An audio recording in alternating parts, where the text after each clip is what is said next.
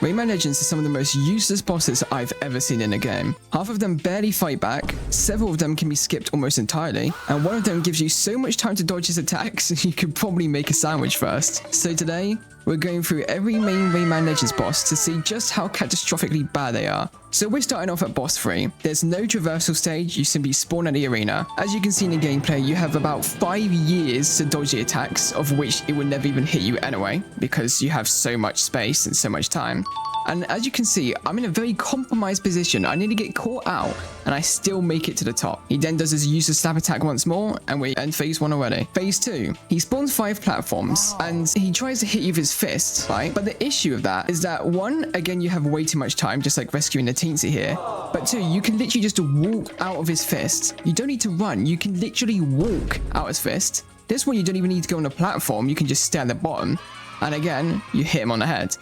Credit stage 3, which is why this is the least bad boss. Again, he does a snap attack that won't hit anybody, but the wind gliding isn't actually that bad. Like, I can imagine somebody actually dying to this, to be fair. While I won't say it's exactly the most innovative thing I've ever seen in my life, somebody can actually realistically die to this, especially with the flames coming up, albeit you could just camp the right side and realistically you'll never die. I do think that this is an attack that can actually damage you, so I think that's a pretty good prospect. But his final attack, not so much. He slaps the top of the screen, even though they could just move out, and the fight is over.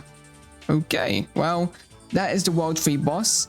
This is the least bad boss in my opinion, merely due to the fact that it is one of 2 bosses that can't immediately be killed anyway. World 5 boss is a very interesting creature, but first we must traverse the stage. The stage is actually somewhat difficult. I think most people would have somewhat of a difficult time doing it. But the point of this boss is you can literally just spam 1 attack and it just immediately dies over and over and over again. Like phase 1, you can literally just dash attack repeatedly and then it's just dead in 5 seconds. And moving on to phase 2 over here, it looks very menacing in the background, but you can stand in one spot and simply just spam the attack 500 million times without moving.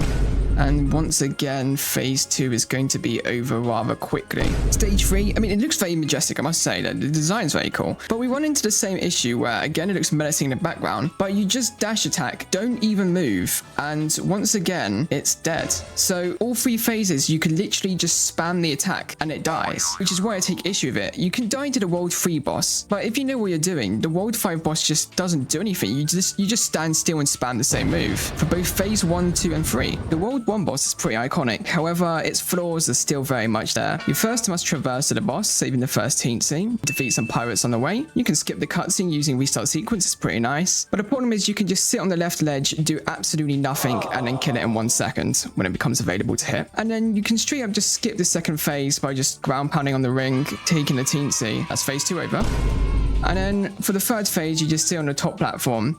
Then you go to the bottom platform and do nothing, and then go to the top platform and then just shoot it a bunch of times. There's no real danger whatsoever. It's just a rather quick fight, and boss 1 is over. That's how little there is to say. The World 4 boss is pretty interesting. You have first the traversal stage, which is actually quite cool. There's a few unique things about it, like you can teleport to skip the cutscene at the beginning. The concept of a mechanical dragon is pretty cool, but you stay on the right platform and do basically nothing. You do 1 jump, if that constitutes as gameplay, I suppose. We then traverse again. I really like the traversal of this stage. It's pretty cool. But here we glide and do absolutely nothing once more. You just camp behind a pole. It shoots a beam. You then just shoot it. Then we do the traversal stage again. There's a cool skip at the bottom. And what's quite unique about this boss is phase 3. You ground pound the invisible bumper, and all you have to do is again just teleport the teensy, and World 4 boss has been defeated without phase 3. Goodbye. The World 2 big blob looking at our toad is actually quite an interesting boss in the sense of that it is really unique at how it does literally nothing. You simply do a co-op boost and it's gone.